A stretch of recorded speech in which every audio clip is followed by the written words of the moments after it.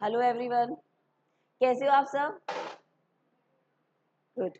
देखो हमारा चैप्टर है जूझ, जिसके राइटर का नाम है आनंद यादव। ठीक है, क्या नाम है? आनंद यादव। हमने नेक्स्ट 2 वीडियो में पढ़ा था इसको और कंटिन्यू करते हैं। क्या नाम है अपने चैप्टर का? जूझ। याद रखना इस चीज को। क्या है? लिख भी रहा होगा भाई। ठीक है, इसके राइटर का नाम क्या था? आनंद यादव। याद रहना चाहिए, व्याख्या आती है इनमें से, कभी कभी क्वेश्चन पूछ लिया जाता है।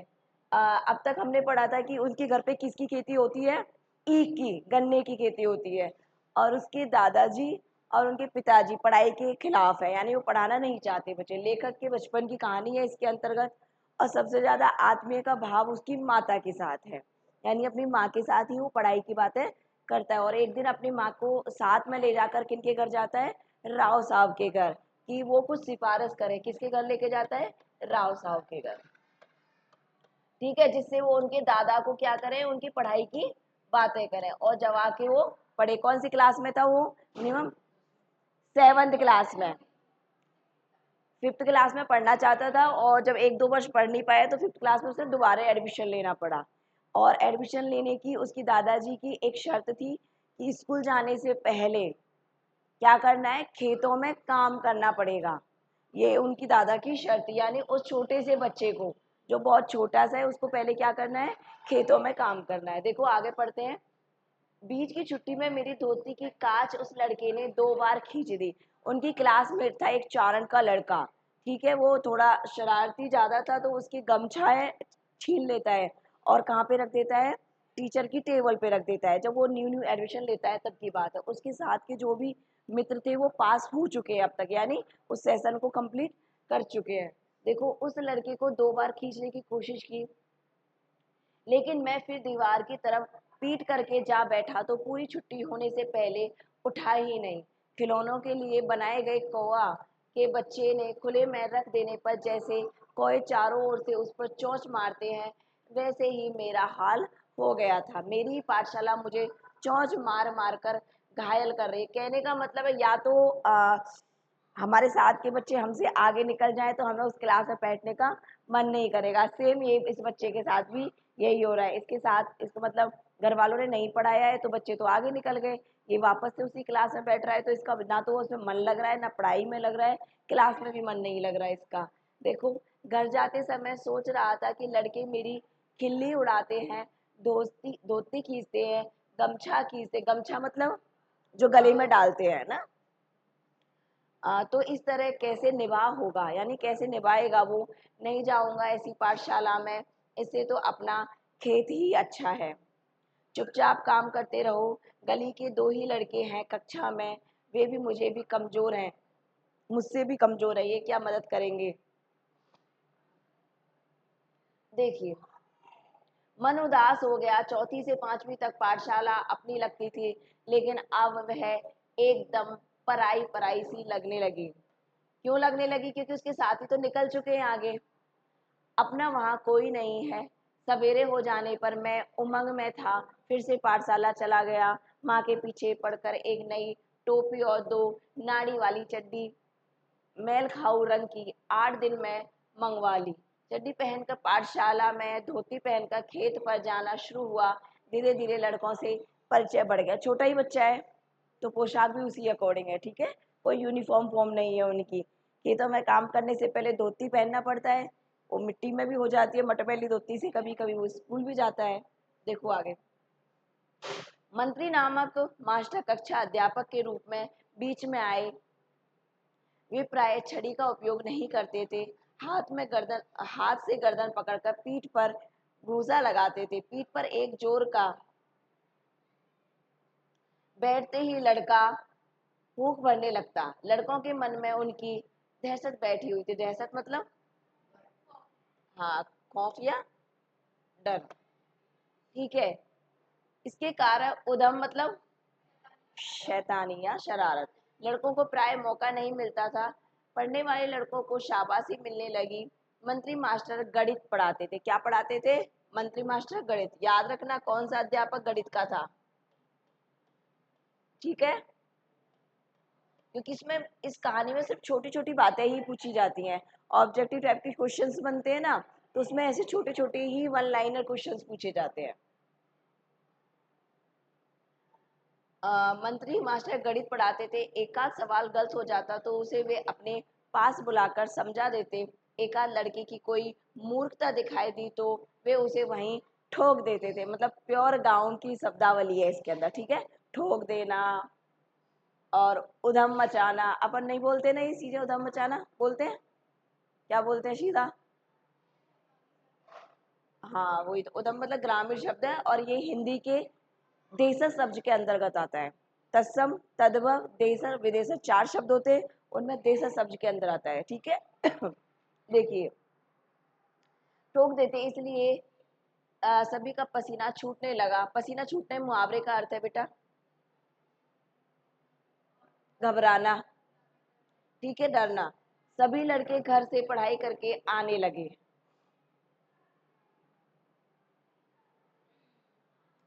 देखो, बसंत पाटिल नाम का एक लड़का शरीर से दुबला पतला किंतु बड़ा होशियार था। एक और नाम हाईलाइट हुआ इसमें, बसंत पाटिल, याद रखना। गणित के अध्यापक का नाम था। और एक और लड़का, ये किसका नाम है? बसंत पाटिल। और एक इससे पहले आया था चारण वाला, है ना। इसके सवाल हमेशा सही निकलते थे। स्वभाव से शांत था, हमेशा पढ़ने में लगा रहता था। घर में पूरी तैयारी करके आता हुआ दूसरों के सवालों की जांच करता था। मास्टर ने उसे कक्षा में मॉनिटर बना दिया था, हमेशा पहली बेंच पर बैठता, बिल्कुल मास्टर के पास। कक्षा में उसका सम्मान था। ऑब्वियसली बात है कि जब बच्चा इंटेलिजेंट होगा तो टीचर उस पर सबसे ज़्यादा हाईलाइट भी करेगा कि ये इसको सब कुछ आता है, इसको सब कुछ आता है। तो मॉनिटर भी था वो, है ना। मुझे वह लड़का मेरी अपेक्षा छोटा लगता था। मैं उससे पहले ही 5वीं में पहुंच गया था, गलती से पिछड़ गया हूँ मैं, इसलिए मास्टर को कक्षा की मॉनिटरी मेरे हाथ से सौंपनी चाहिए, मुझे ऐसा लगने लगा। दूसरी ओर यह भी लगता था कि मुझे 2 महीने में 5वीं की पूरी तैयारी करके अच्छी तरह पास होना है। यानी 5वीं क्लास का बच्चा है, ठीक है। कक्षा में दंगा कक्षा में दंगा करना और पढ़ाई की उपेक्षा करना मेरे लिए मुनासिब नहीं था। मुनासिब यानी हाँ, करना ही करना है, मना नहीं कर सकते उस कार्य के लिए। हम तो इस कक्षा में ऊपरी हैं, यह नहीं भूलना चाहिए। इन सब बातों के कारण मेरा सारा ध्यान पढ़ाई की ओर ही रहा और बसंत पाटिल की तरह ही पढ़ाई का काम करने लगा। यानी उसको भी लगा कि मैं आगे निकल सकता हूँ, ठीक है। मैंने अपनी किताबों पर अखबारी कागज के कवर चढ़ा दिए, अपना बस्ता व्यवस्थित करने लगा। हमेशा कुछ ना कुछ पढ़ने बैठता था, तो उससे यदि कक्षा में कोई शाबाशी का काम किया तो मैं भी दूसरे दिन वैसा ही कुछ करने लगा। मन की एकाग्रता के कारण गणित झटपट समझ में आने लगा और सवाल सही होने लगा। देखो, बच्चे या तो एक दूसरे को कंपटीशन देने के लिए पढ़ते हैं कि भाई मेरे से आगे ये ना निकल जाए, इस होड़ में भी पढ़ाई हो जाती है, ठीक है। दो ही सोच होती है, ठीक है, या तो उससे आगे निकल जाना या बिल्कुल छोड़ देना, कुछ नहीं करना, हम तो नहीं करेंगे, ये जैसे कर रहा है इसको करने दो। इसलिए वो बच्चा क्या सोचता है कि मैं भी इससे आगे बढ़ के दिखाऊं, तो पढ़ाई में उसका अधिक मन लगने लग गया, गणित भी उसको इजली समझ में आने लगी। कभी कभी बसंत पाटिल के साथ साथ काम एक तरफ से वह तो दूसरी तरफ से मैं और लड़कों के सवाल जांचने लगा। इसके कारण मेरी और बसंत की दोस्ती भी हो गई। एक दूसरे की सहायता से कक्षा में हम अनेक काम करने लगे। मास्टर मुझे आनंदा कहकर बुलाने लगे। मुझे पहली बार किसी ने आनंदा कहकर पुकारा। माँ कभी आनंदा कहती, परंतु बहुत कम। मास्टरों के इस अपनेपन के व्यवहार के कारण और बसंत की दोस्ती के कारण पाठशाला में मेरा विश्वास बढ़ने लगा। ये अपन कहीं भी जाते हैं, अगर हमें कोई अच्छा दोस्त ना मिले, कोई बोलने वाला ना मिले, तो हमारा मन वाकई में नहीं लगता है, ठीक है। ऐसे बच्चे अंतर्मुखी बन जाते हैं जो किसी से नहीं बोलते। बहुमुखी बच्चा वही होगा जो सबसे बातें करके चलेगा, कुछ ना कुछ बोलता रहेगा, और जैसे कोई भी एक्टिविटी है उसमें पार्टिसिपेट करेगा, तो वो बहुमुखी बच्चा है। अंतर्मुखी बच्चा लिखित कार्य अधिक करता है, अपने आप में खोया रहता है, पढ़ाई भी अच्छी करता है लेकिन वो बोल नहीं पाता है। बहुत बच्चे ऐसे होते हैं बोल नहीं पाते लेकिन इंटेलिजेंट बहुत होते हैं, ठीक है, वैसे ही। सौदलगेकर मास्टर मराठी पढ़ाने आते थे। देखो ये भी एक टीचर का नाम है ना। वो मैथ वाले थे, ये मराठी वाले। पढ़ाते समय वे स्वयं रम जाते थे। रम मतलब लीन हो जाते थे, पढ़ाते पढ़ाते मगन हो जाते थे। विशेषतः वे कविता बहुत ही अच्छे ढंग से पढ़ाते थे। सुरीला गला, छंद की बढ़िया चाल और इसके साथ ही रसिकता थी उनके पास। पुरानी नई मराठी कविताओं के साथ साथ उन्हें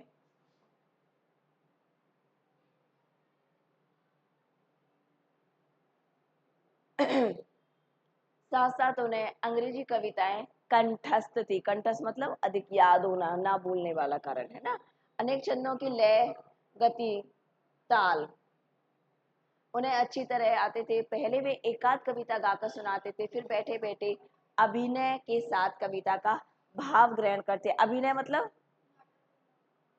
हाँ, एक्टिविटी भी करना साथ में ना। इसी भाव की किसी अन्य कवि की कविता भी सुनाकर दिखा दे।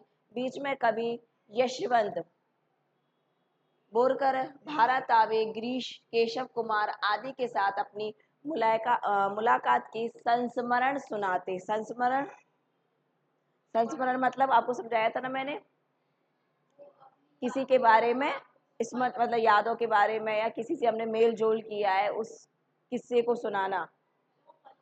हाँ, वे स्वयं भी कविता करते थे। याद आ गई तो वे अपनी भी एक आध सुना देते थे। यह सब सुनते हुए, अनुभव करते हुए मुझे अपना भान ही नहीं रहता। भान मतलब ध्यान या याद रहना। ठीक है। मैं अपनी आंखों और कानों में प्राणों की सारी शक्ति लगाकर दम रोककर मास्टर के हाव भाव, ध्वनि, गति, चाल और रस पीता रहता था। रस पीता मुहावरे का अर्थ क्या होगा? आनंदित होना, खुश होना, मग्न होना या लीन हो जाना।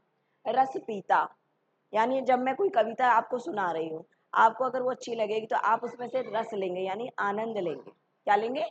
आनंद लेंगे। तो रस पीता एक तरह से मुहावरा है। मुहावरे का अर्थ हम कर देते हैं आनंद। ठीक है। आगे, सुबह शाम खेत पर पानी लगाते हुए या ढोर, ढोर तो आपको आता ही है, ढोर यानी पशु। ढोर विशेषकर गाय और भैंसों के लिए ही आता है। ठीक है, ढोर चराना।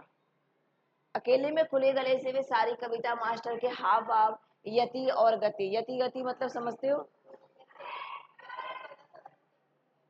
यति मतलब किसी भाव को पढ़ते हुए बीच में रुकना, उसको बोलते हैं यति। रुक गए, विराम, विराम है ना। गति कविता को पढ़ते पढ़ते उतार और चढ़ाव, वो होती है गति। ये छंद की भाषा है, व्याकरण में आपके। ठीक है, ग्रामर जो शब्द होते हैं ना व्याकरण के, उनके अंतर्गत आती है यति और गति। यति मतलब रुक जाना, और गति मतलब उस भाव को उतार और चढ़ाव में घटाना बढ़ाना। और आरोह अवरोह तो आपको चढ़ना है बढ़ते हुए क्रम और घटते हुए क्रम में, ये तो वही है। अनुसार गाता, इन कविताओं के अर्थों को खेलता हुआ मैं आगे पीछे आता जाता था। मास्टर जिस प्रकार बैठे बैठे ही अभिनय करते थे, मैं भी पानी लगाते लगाते वैसा भी अभिनय करता था। क्यारियों में पानी से कब की भर गई इसका भान भी नहीं रहता। मास्टर की चाल पर दूसरी कविताएं भी पढ़ी जा सकती है, इसका पता भी मुझे उसी समय चला। इन कविताओं के साथ खेलते हुए मुझे दो बड़ी शक्तियां प्राप्त हुई। पहले ढोर चराते हुए, पानी लगाते हुए, दूसरा काम करते हुए। अकेलापन बहुत खटकता था। किसी के साथ बोलते हुए, गपशप करते हुए, हंसी मजाक करते हुए काम करना अच्छा लगता था। हमेशा कोई ना कोई साथ में होना चाहिए ऐसा लगता था। लेकिन अब अकेलेपन से क्या नहीं होती अब? ऊब नहीं होता, यानी बोर नहीं होता, थकता नहीं है, थकाऊ नहीं होती कारण। देखो जब अगर हमारा मन नहीं लग रहा है ना, या तो हम दोस्तों को खोजेंगे कि कोई मित्र मिल जाए। और बाय द वे कोई की रियल में मित्र ही नहीं हो, कोई ने अपना दोस्त बनाया ही नहीं है और ज़्यादा बनाने की कोशिश नहीं करता है, तो उसे किससे मन लगाना चाहिए? देखो सबसे अच्छी मित्र तो होती है अपनी बुक। किताबों से मन लगाना सबसे बेस्ट होता है। किताबों से मन लगाना अपना सबसे बेस्ट होता है। इसलिए इंसानों को किताब पढ़ते रहना चाहिए हमेशा। अगर इंसान अकेला है तो भी उसे क्या करना चाहिए? बुक्स पढ़ते रहना चाहिए। मैं अपने आप से ही खेलने लगा। उल्टा अब तो ऐसा लगने लगा कि जिसका अकेला कि जितना अकेला रहूं उतना ही अच्छा है, जितना अकेला रहूं उतना ही अच्छा है। देखो इस कारण कविता ऊंची आवाज में गाई जा सकेगी, किसी भी तरह का अभिनय किया जा सकेगा, कविता गाते गाते थुई थुई करके नाचा जा सकता है। देखो अकेला अगर बंदा है, अकेला कोई व्यक्ति है और बहुत प्यारा गाना सुन रहा है तो नाचने का मन करेगा नहीं करेगा?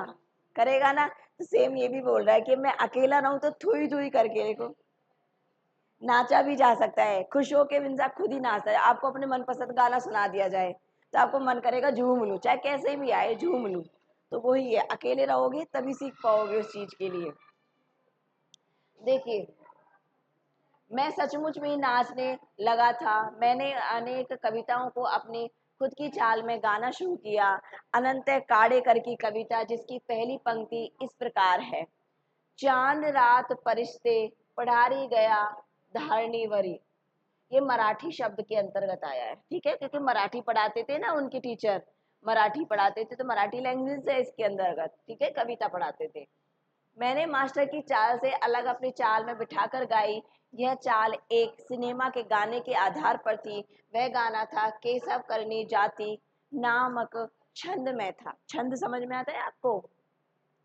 नहीं, देखो छंद वो होता है, एक होता है दोहा, जैसे हम रामायण में पढ़ते हैं दोहा और चौपाई, ठीक है। छंद वो होता है 4 या 6 पंक्तियों का जिसको हम गाते हैं। व्याकरण में छंद की एक अलग गणना होती है, ठीक है। जैसे आपको याद है मैंने भूषण का एक आपको यमक अलंकार के अंतर्गत एक उदाहरण बताया था, 3 बेर खाती थी वो 3 बेर खाती है, नगन चढ़ाती थी वो नगन चढ़ाती है, डुलन जलाती थी वो। तो ये ऐसे प्रकार के जो गाए जाते हैं ना 4 6 7 8 लाइन के, वो होते हैं छंद। व्याकरण में छंद में मात्राएं होती हैं। हिंदी में व्याकरण के अंतर्गत छंद के अंदर मात्राएं होती है।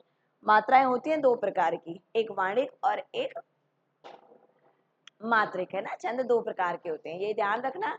व्याकरण के अंतर्गत आता है, छंद 2 प्रकार के होते हैं, ठीक है। प्रकार होते हैं 2, ठीक है। अब मैं मान लो आपको एक छोटा सा कॉन्सेप्ट बताऊं जो आपको नहीं भी पढ़ना है, फिर भी देखो मात्राएं कैसी लगाई जाती हैं हिंदी के अंतर्गत। ये होती है 1 और ये होती है 2। जैसे अभी आपको बताऊं किस में लगा के, कविता में लगा के दिखाती हूँ। ऐसे हिंदी में मात्राएं लगाई जाती है, ये सब आती है छंद के अंतर्गत। इससे पहचान होती है कि इसमें किस कौन सा छंद है, ठीक है। ग्रामर का पोर्शन है ये, है ना। तो ये टोटल अगर इसको करेंगे तो कितनी आएंगी? 4, 1 2 3 4, 2 है ना इसका मतलब। तो ऐसे ही देखो मास्टर की अपेक्षा ज्यादा। कविता में रुकने एवं आगे बढ़ने के नियम को कहते हैं छंद। क्या बताया था अभी पहले? यति और गति। क्या क्या था वो? यति और गति, कविता में रुकने एवं आगे बढ़ने के नियम। आगे देखिए, अभिनय के साथ गाता था, चेहरे पर कविता के भाव पैदा करने का प्रयत्न करता था। मास्टर को मेरा प्रयत्न इतना अच्छा लगा कि उन्होंने 6ठी 7वीं कक्षा के सभी लड़कों के सामने मुझे बुलाकर गवाया। पाठशाला के एक समारोह में भी उसे गवाया। इसके कारण मुझे लगा कि मेरे कुछ नए पंख निकल आए हैं। पंख निकल आने का मतलब,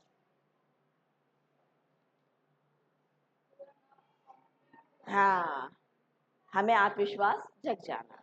और अगर इस पंख निकल जाने का मतलब दूसरे अर्थ में लें कि तुम्हारे बहुत पंख निकल गए, डांटने के अर्थ में आता है ना फिर वो। यस, इसके 2 अर्थ बनते हैं ना। मास्टर स्वयं कविता करते थे। अनेक मराठी कविताओं के काव्य संग्रह उनके घर में थे। मराठी वाले टीचर थे जो कविताएं बोलते थे इनके यहाँ पे, है ना।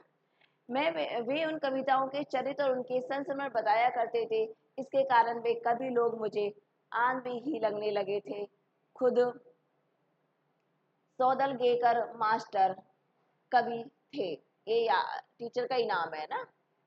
इसलिए यह विश्वास हुआ। देखो उससे पहले हम ये पोस्टर देखेंगे।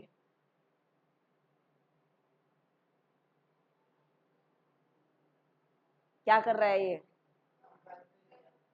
भैंस को धोआ रहा है, गाय पे लिख भी रहा है नाम। देखो तो सही मगनता इसकी पढ़ाई की। कोई करता है ऐसे कार्य? अगर आपसे बोल जाए स्कूल जाने से पहले सारी खाना बना के जाना। हाँ, देखो तो सही, यही है लेखक जिसकी बात चल रही है, आनंदा, है ना। आगे देखिए कि कभी भी अपने जैसा ही एक हाड़ मास का, क्रोध लोभ का मनुष्य होता है। यानी पहले ये सोचता था कभी क्या होता है, कोई अलग ही प्राणी होता होगा, अलग ही तरह का मनुष्य होता है, लेकिन जब उसने पढ़ा कविता तो बड़ी अच्छी होती है, तो वो भी सोचा है कि ये भी आंधी होता है। मुझे भी लगा कि मैं कविता कर सकता हूँ। मास्टर के दरवाजे पर छाई हुई मालती की बेल पर मास्टर ने एक कविता लिखी थी। वह कविता और वह लता मैंने दोनों ही देखी थी। इसके कारण मुझे लगता था कि वे अपने आसपास, अपने गांव में, अपने खेतों में कितने ही ऐसे दृश्य हैं जिन पर मैं कविता बना सकता हूँ। यह सब कुछ अनजाने में ही होता रहता था। भैंस चराते चराते मैं फसलों पर, जंगली फूलों पर तुकबंदी करने लगा। तुकबंदी, तुक लगाना, यानी जैसे कोई लाइन, एक पंक्ति गाई है, पंक्ति के पीछे का जो शब्द होगा सेम सेकंड पंक्ति में भी आएगा। गाने गाते तभी तो लय बनता है, पहला अंतरा होता है, सेकंड अंतरा में भी वही आता है, तो उसको कहते हैं तुकबंदी। उन्हें जोर से गुनगुनाता भी और मास्टर को दिखाने भी लगा। कविता लिखने के लिए सीखा, मैं कागज और पेंसिल रखने लगा। कभी वह न होते तो लकड़ी के छोटे टुकड़ियों से भैंस की पीठ पर रेखा खींचता। ठीक है, टैलेंट तो कूट कूट के बड़ा है भाई में, है कि नहीं? आप कर सकते हो कि ये काम? कर तो सकते हो। मन करे तो अभी पूरी टेबल पे कविता लिख दो, है जूली? नहीं हो सकता है?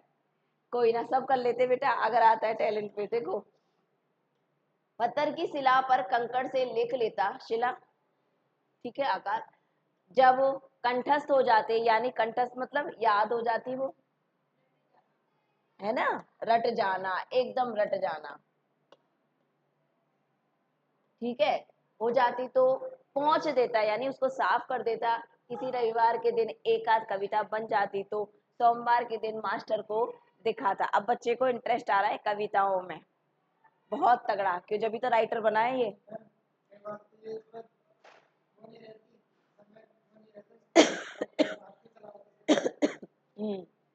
देखिए, बहुत बार तो सवेरे होने तक का धीरज ही छूट जाता और मैं रात को ही मास्टर के घर जाकर कविता दिखाता। वे उसे देखते और शाबाशी। देखो, कहने का मतलब, अगर हमें जिस काम में इंटरेस्ट आ गया ना, उसके लिए हमें पेशेंस रहेगा ही नहीं। कहने का भाव सीधा ये है, हमें अगर वो आएगा ना, बहुत अच्छा अगर उन्होंने काम किया है, तो अगर पिताजी घर पे सो भी गए ना, तो भी ऐसा मन करेगा एक बार बोल दूं पापा आज मैंने बहुत अच्छा काम किया, तो किसी के अंदर नहीं होता कि हम बहुत अच्छा कार्य कर ले, तो हमारा मन करता है कि तीन चार और बता दें, सबको बता दें। ठीक है, जब तक वो हमें शाबाशी ना दे, तो वो सबके साथ है। देखो, और शाबाशी देते, फिर कभी कभी तो कविता के शास्त्र पर एक पूरी महफिल हो जाती। बोलते बोलते मास्टर बताते कवि की भाषा कैसी होनी चाहिए, संस्कृत भाषा का उपयोग कविता के लिए किस तरह होता है, छंद की जाति कैसी पहचाने। अभी बताई थी ना मैं, दो प्रकार के छंद होते हैं, वर्णिक और मात्रिक छंद। उसका लय क्रम कैसा होना चाहिए, अलंकारों में सूक्ष्म बातें कैसी होनी चाहिए। देखो, बिना अलंकारों और छंद के कोई कविता नहीं बनती। हम जब किसी की तुलना करते हैं तो क्या आता है, उपमा आता है ना, उपमा वाला अलंकार आता है। तो इसीलिए ही अलंकारों की मात्राएं होती हैं किसके अंतर्गत, कविता के अंतर्गत। अलंकारों का भी एक शास्त्र होता है, शास्त्र होता है। कवि को शुद्ध लेखन करना क्यों जरूरी होता है, शुद्ध लेखन के नियम क्या है, आदि अनेक विषयों पर वे सहज बातें बताते रहते। ठीक है, उनके प्रति अपना अनुभव होता और वे मुझे पुस्तक देते, अलग अलग प्रकार के, हाँ, मुझे अलग अलग प्रकार के कविता संग्रह देते। ठीक है, उन्होंने कई नई तरह की कविताएं सुनाई, तो लगा कि मैं इस ढर्रे पर कविता बनाऊं। ढर्रे यानी प्रकार, उसी प्रकार, उसी तरीके से। ठीक है, फिर तो सारे दिन उस दिशा में मेरी कोशिश चलती रहती। इन बातों से मैं सौदले लेकर मास्टर के बहुत नजदीक पहुंच गया। क्यों पहुंच गए? क्यों पहुंच गया लेखक नजदीक? हाँ, कविता करने के कारण, क्योंकि वो सुंदर कविताएं बनाने लगा था। जाने अनजाने में मेरी मराठी भाषा सुधरने लगी।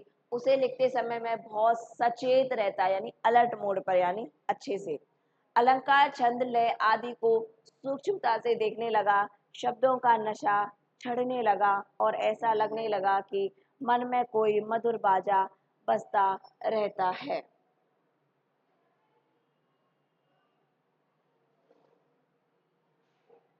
अभ्यास प्रश्न आ गए। आपको इस चैप्टर के बारे में कुछ समझ आया? देखो, स्टोरी 2 मिनट के लिए मैं आपको बताती हूँ। अपने चैप्टर का नाम था जूझ और राइटर का नाम था आनंद यादव। आनंद यादव जो राइटर है, उसी ने अपने बचपन की इस कहानी को इसमें बताया है। ठीक है, किस तरह से उन्होंने पढ़ाई के लिए क्या क्या किया था, संघर्ष किया था, क्योंकि वो जिस गांव में रहते थे वहाँ पढ़ाई को लेकर उनके पिताजी की और उनकी दादा की सोच कैसी थी, पिछड़ी हुई थी। वो उनको पढ़ाना नहीं चाहते, कारण वो चाहते कि घर का कार्य ही किया जाए। जैसे आनंद नाम का जो इसमें बच्चा था, वो क्या चाहता था कि उसके दादाजी क्या है, घर में क्या करें, खेती करें, ईख उगाएं और बाजार में जाके बेचे। एक से क्या बनाते थे वो, गुड़ बनाते थे। ठीक है, गुड़ बनाते थे। और इस सिफारिश को लेके वो किसके पास जाता है, राव साहब के पास, क्योंकि राव साहब एक तो सम्माननीय थे, उनसे बड़े थे, इज्जतदार इंसान थे। और गांव में ये परंपरा है कि हमसे कोई बड़ा कोई बोलेगा तो हमें मन मार के भी उस बात को मानना पड़ेगा। तो इस बात को किसने माना, उसके दादाजी ने। दादाजी ने क्या बोला कि विद्यालय तभी जाओगे जब पहले, विद्यालय से पहले क्या करना पड़ेगा आपको, वह कार्य करना पड़ेगा, यानी खेतों में काम करना पड़ेगा। तो वो विद्यार्थी यानी जो आनंद था, वो क्या करता था, पहले खेतों में जाके कार्य करता था, फिर जाके विद्यालय जाता था। विद्यालय में उसको अनेक टीचर्स मिले, उन्होंने कविताएं करना सिखाई, मराठी भाषा बोलना सिखाया उनको।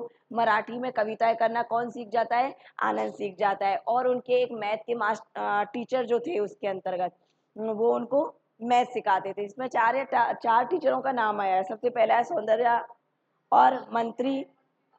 तो आनंद इसमें क्या है, एक स्टूडेंट का नाम है जो कि कौन सी क्लास में पढ़ता था, याद रखना, 5th क्लास में पढ़ता था। ठीक है, तभी जाके वो कविता बनाने लग गया, यानी किसी के ऊपर भी कविता बनाने का हुनर उसे टीचर के अकॉर्डिंग ही आया था। सबसे पहले उनकी मराठी भाषा सुधरी थी। आया ये चैप्टर आपको? ठीक है, ओके, थैंक यू।